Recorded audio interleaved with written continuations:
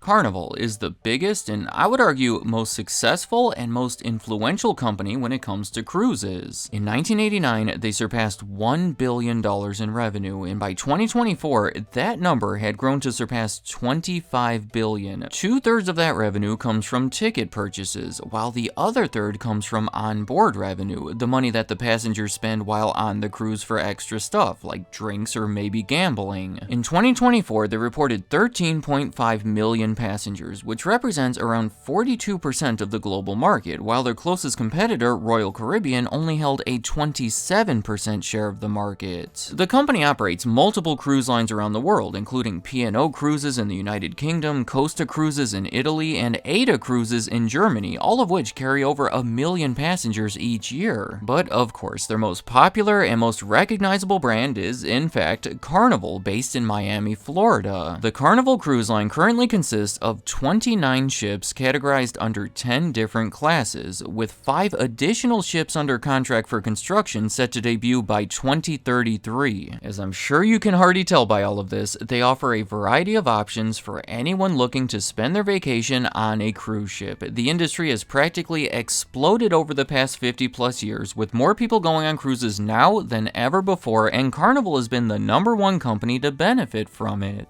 So in this video, I would like to explore how Carnival has grown and helped shape the industry while identifying what I believe to be 5 of the main reasons behind its success. Starting off, well, I guess at the beginning, with the Arison family. I mean, the founder of Carnival, Ted Arison, an immigrant to the United States from Israel, has been nicknamed the godfather of the modern cruise industry. Long before Carnival existed, he had experience with similar businesses. He ran his family's shipping company, he operated his own fleet of cargo ships, and even helped establish the company that would later become Norwegian Cruise Line. Well, in 1972, he teamed up with a partner and spent around $6.5 million to buy an ocean liner called Empress of Canada that they renamed Mardi Gras. However, only about 2 years into the business, Ted Arison bought out his partner's share of the company for the price of $1, along with the assumption of $5 million of debt that the company still held. I will go into more detail shortly, but he is partially responsible for making cruises more attractive and more accessible to the general public. In 1979, his son Mickey Arison took over as CEO of the company, a position that he held for the next 34 years, and in 1990, his son also took over as chairman of the board, a position that he still holds to this day. A couple side notes that I think are worth mentioning here is that when Ted left the company in 1990, he moved back to his home country of Israel, where he invested in a bunch of other businesses, like in 1997 when he spent over $1 billion to buy a controlling stake of the largest bank in the country. Also, in 1995, Mickey Arison bought a controlling stake in the Miami Heat NBA team, where he quickly hired Pat Riley as president, and anyone who follows basketball would respect the impact of that decision and understand why Mickey Arison was recently inducted into the Basketball Hall of Fame. According to Forbes, his net worth is just under $10 billion,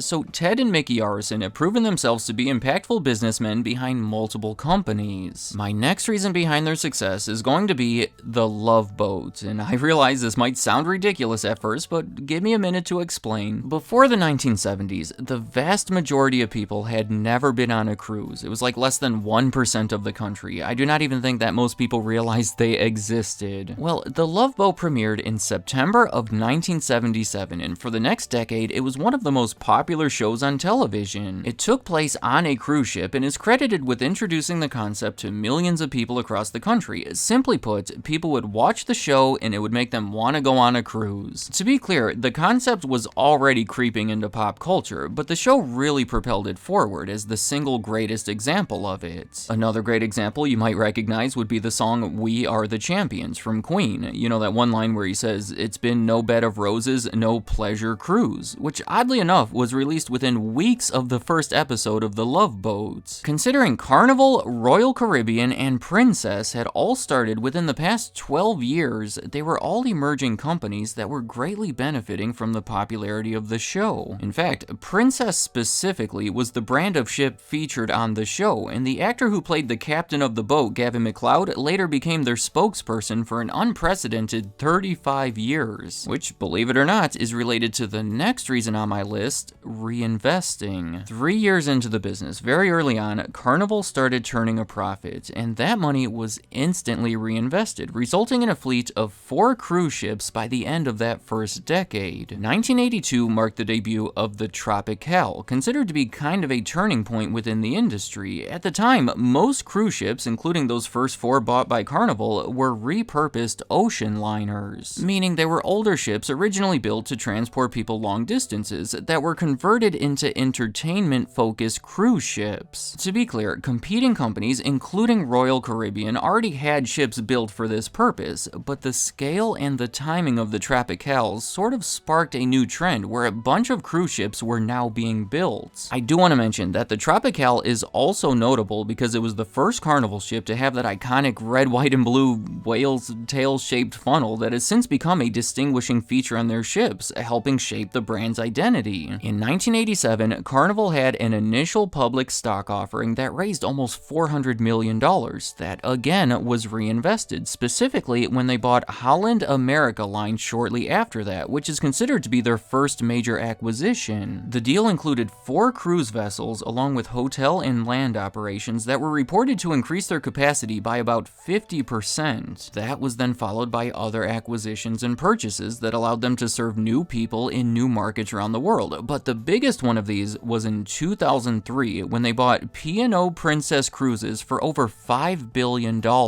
Remember, Princess is the brand that was popularized by the Love Boat, so this deal, I guess, further supports the second reason on my list. Carnival was already the largest cruise company in the world, ahead of Royal Caribbean, and here they were lengthening that lead by acquiring the 3rd largest cruise company. It was wild circumstances. Following 9/11, the entire travel industry was suffering, and it was looking like it would be beneficial for some of these cruise companies to join forces. Strength in numbers and economies of scale. Well, at first, it was looking like Royal Caribbean and P&O Princess were going to combine, which would have created a new market leader, but in the end, Carnival was able to offer more money. They paid a 9% premium over their stock price and protected that #1 position that they have continued to hold on to ever since. These are just a few of the many highlights to show how Carnival has kept their foot on the accelerator to maintain their dominance over the market. Next up on my list is what Carnival has trademarked as fun ships, which is pretty straightforward. Clearly, a company with the name Carnival wants to deliver a fun experience, right? Which was surprisingly uncommon back when they started. Back then, cruises were generally considered to be dull and stuffy activities, mostly intended for older, rich people. The people eating caviar were the same people that were going on cruises, not your everyday individuals looking for a fun vacation. There was very little mass market appeal before Carnival set out to change that perception.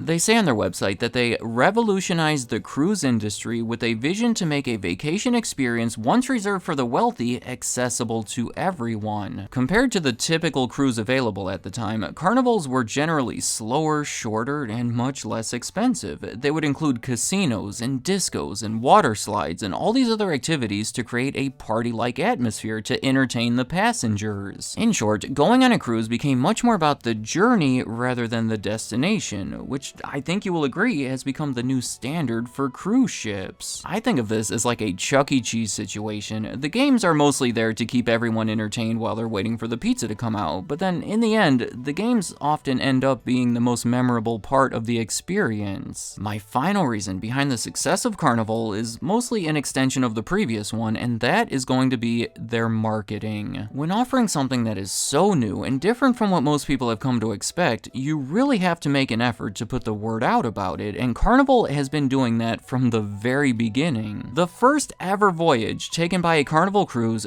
got stuck on a sandbar outside the port of Miami. Over 500 passengers were stuck there for, I believe, over 24 hours, which sounds like a terrible start. But in the end, it turned out to be a bit of a blessing in disguise. Those passengers were served free drinks and continued to have a party, so when news outlets reported on the the story, it turned out to be free publicity for the fun atmosphere that they were trying to create on those ships. In 1984, over a decade later, they spent $10 million on a network television campaign, really the biggest ever campaign for a cruise company at that point, and some of the commercials were even aired during episodes of The Love Boat. Those commercials featured Kathie Lee Gifford singing about how much fun it was to go on a Carnival cruise, and I have to admit that those commercials do make it seem like a fun time. She continued to be their spokesperson for the next 20 years, and ever since, most of Carnival's marketing has been focused on fun, like one of their more recent campaigns featuring the word thunderstruck that I admit I just wanted to say that word here. Carnival has gone on to buy Super Bowl commercials, and I would say overall has done a great job in getting the brand out there while conveying a lighthearted image. Let me know in the comments, what are your thoughts about Carnival compared to the other cruise options? What I mean is, for anyone that has been on a cruise before, was it provided by Carnival, and what were the factors that went into that decision? Was it the price, the activities, the location, or whatever else? What do you think separates them the most? I am also curious if you would be interested in a video about Royal Caribbean, maybe comparing them to Carnival or the rest of the market. If you thought that this was a good topic, that would probably be the logical next step, so let me know what you think. Finally, how do you feel about the reasons on my list, and do you think anything should be added or subtracted from it? I realize that the reinvesting section specifically could go really deep when you start talking about all these ships over the years, so please feel free to add to that discussion. And any other thoughts you have about Carnival, leave them in the comments. I'd like to hear what you have to say. Thank you for watching.